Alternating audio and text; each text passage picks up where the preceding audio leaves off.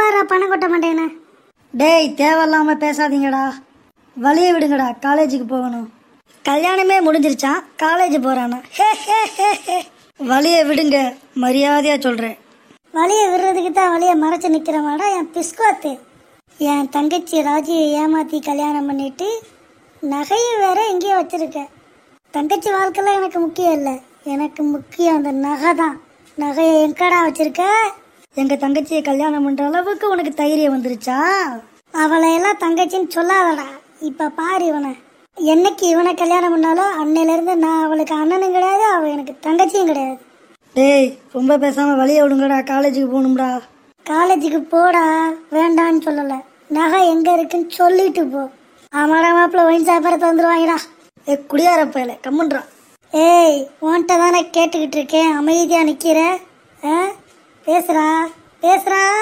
டேய் எதுக்குடா இப்ப என்கிட்ட வந்து வம்புலுக்கிறீங்க? மச்சான் அவன்கிட்ட பேசிட்டு இருந்தா வேலைக்கெல்லாம் ஆகாது, ஒரு 4 இழுப்பு இழுத்து விடுங்க, உண்மையை கக்கிருவியான். இன்னும் 2 சாத்து சாத்து மச்சான். மச்சான் வலையில விழுந்த மீன் மாதிரி துள்ளுறா, வந்து வளைச்சு பிடிங்கடா. ஏய் வேணாண்டா, வலிக்குதுடா. வந்து எத்துறா மாப்பிள்ள. மாப்பிள்ள ஒரே குத்தா குத்துறா. மாப்பிள்ள எத்துறா.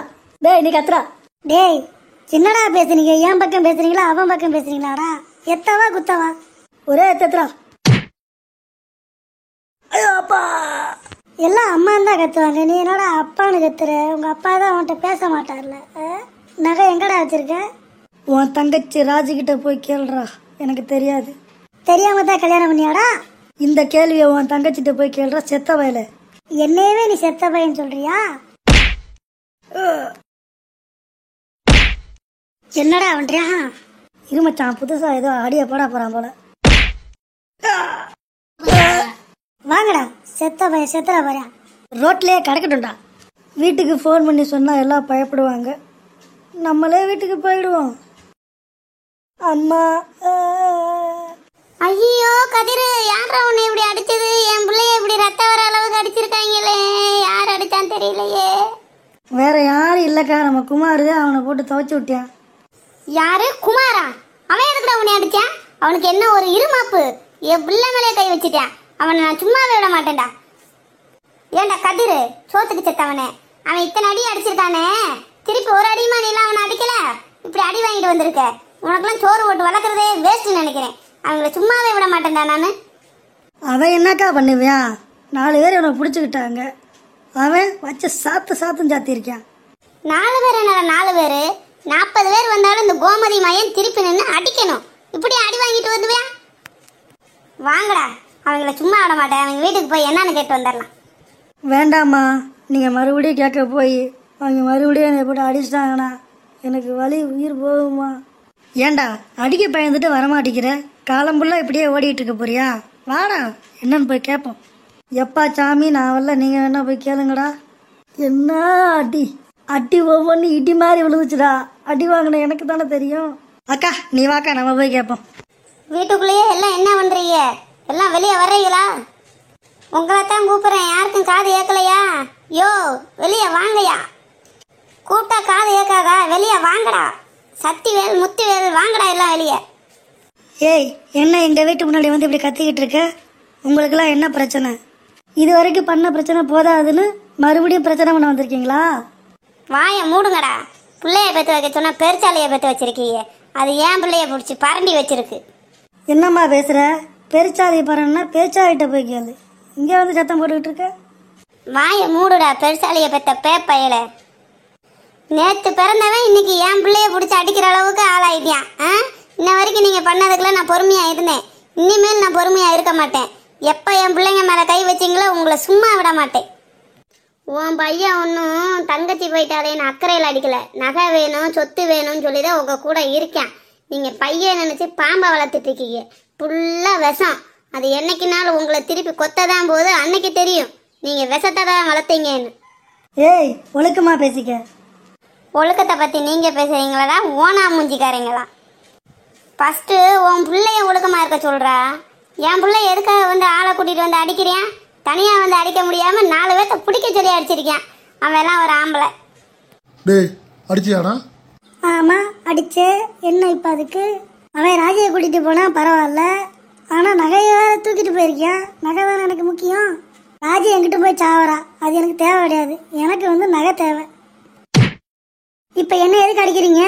அவன் தப்பிச்சு தான் நான் அடித்தேன். அவனை முதல்ல நகையை கொடுக்க சொல்லுங்க, இல்லைன்னா மறுபடியும் அடிப்பேன். டேய், என்னதான் இருந்தாலும் ராஜி என் புள்ள கதிரியா மாப்பிள்ளடா. அவனை இனிமேல் அடிச்ச தக்காளி கொண்டே விடுவேன். நல்லா இருக்குங்கய்யா சக்திவேலு முத்துவேலு. ஏன் முன்னாடி வையிற மாதிரி வஞ்சிட்டு பின்னாடி என் பிள்ளைகளை அடிக்க விடுறீங்களா? இனிமேல் கை வைங்க, கூண்டோட தூக்கி போலீஸ் ஸ்டேஷனில் போட்டுடுறேன். ஏயா பெரிய மனுஷன் சக்திவேலு, உன் பிள்ளை கல்யாணம் பண்ணி வந்த அன்னைக்கு வாமா வாமா வாமா அப்படி சொன்னியே, உன் பிள்ளை வந்தாளா? வரலையே. ஏன்னா அவ சம்மதத்தோட தான் இந்த கல்யாணம் பண்ணியிருக்கா. அப்படிங்கும் போது நீ எப்படி என் பிள்ளை மேலே கை வைக்கலாம்? ஏன் கதிர் மேலே மட்டும்தான் தப்பு இருக்கா? உன் பிள்ளை ராஜி மேலே தப்பு இல்லையா? அடிக்கிறதா இருந்தால் அவளை கூப்பிட்டு 4 சாத்து சாத்த வேண்டியதானே? என் பிள்ளை என்ன பாவம் பண்ண அவனை போட்டு அடிக்கிறீங்க? அடித்த கை ரெண்டும் கட்டை முளைக்க, கட்டையிலேருந்து மரம் முளைக்க, மரத்துல இருந்து காய் முளைக்க, எல்லாம் முளைக்க, அந்த மரத்தில் குருவி கூடு கட்ட, காக்கா கூடு கட்ட, உங்கள் மண்டையிலேயே பேண்டு வைக்க. அக்கா, நீ கோவத்தில் கண்டதெல்லாம் பேசிகிட்டு இருக்க. வாக்கா வீட்டுக்கு போகலாம். இனிமேல் அவங்க பிரச்சனை பண்ண மாட்டாங்க. வாக்கா பார்த்துக்கலாம். டேய் சக்திவேலு முத்துவேலு, நான் ஒரு தடவை சொன்னா 100 தடவை சொன்ன மாதிரி என் புள்ள மேலே கையை கீய வச்ச தக்காளி செதுக்கி விட்டு போயிடுவேன். அடி ஆத்தே, எங்கள் அக்கா என்ன எப்படி பேசிகிட்டு இருக்கு? எங்கள் அக்காவை நான் வீட்டுக்கு கூப்பிட்டு போகிறேன். ரொம்ப வலிக்குதா கதிர்? சாரி கதிர், என்னால தானே உங்களுக்கு இப்படி. சாரி கேட்டால் எல்லாம் சரியாயிடுமா? எனக்கு ஒன்றும் வலிக்கலை. மயில் இருக்கையில அப்படியே வருடின மாதிரி சுகமாக இருக்கு. கேட்குறா ஒரு கேள்வி, ஏதாச்சும் பேசி விட்டுற போற, கம்முன்னு போயிரு. இல்லை கதிர், என்னால தான் உங்களுக்கு இவ்வளோ கஷ்டம் வருது. நான் போய் உண்மையை சொல்லிடுறேன். அப்போயாச்சும் உங்கள் மேலே தப்பு இல்லைங்கிறத அவங்க புரிஞ்சுக்குவாங்க. நீ ஒரு ஆணையும் பிடுங்க வேணாம், அமைதியாக இருந்தால் போதும். நான் கூட தங்கச்சி மேலே இருக்கிற பாசத்தில் தான் உங்கள் அண்ணன் என்னை அடித்தான்னு நினச்சேன். ஆனால் அவன் எதுக்கு தெரியுமா என்னை அடித்தான்?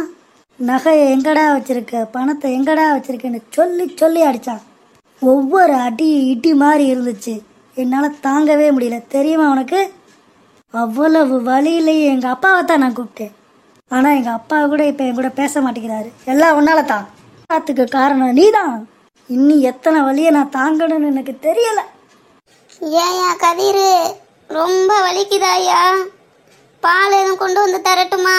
மருந்து எதுவும் போட்டு விடட்டுமாப்பா? இப்போ நீங்கள் எதுக்குமா கவலைப்படுறீங்க? என்னை அடிப்பாங்க, மிதிப்பாங்க, அப்பா என் கூட பேச மாட்டாரு, எல்லாம் தெரிஞ்சுதானமா கல்யாணம் பண்ணி வச்சிங்க. இப்போ அக்கறை இருக்கிற மாதிரி நடிக்கிறீங்களா? என்னடா கதிர், அம்மாவை போய் இப்படி நினைச்சிட்டேடா.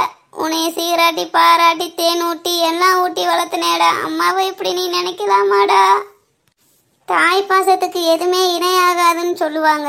ஆனா நீ தாயே பொய்ன்னு சொல்லிட்டியடா. என்னால தாங்க முடியலடா கதிர். இன்னும் எத்தனை வருஷத்துக்கு தான் இப்படியே பேசி என் வாழ்க்கையை அழிக்க போறீங்கன்னு தெரியலம்மா. கம்முன்னு அங்கிட்டு போங்கம்மா. 2 பேரும் எனக்கு கொஞ்சம் தனிமையில் இருக்க விடுறீங்களா?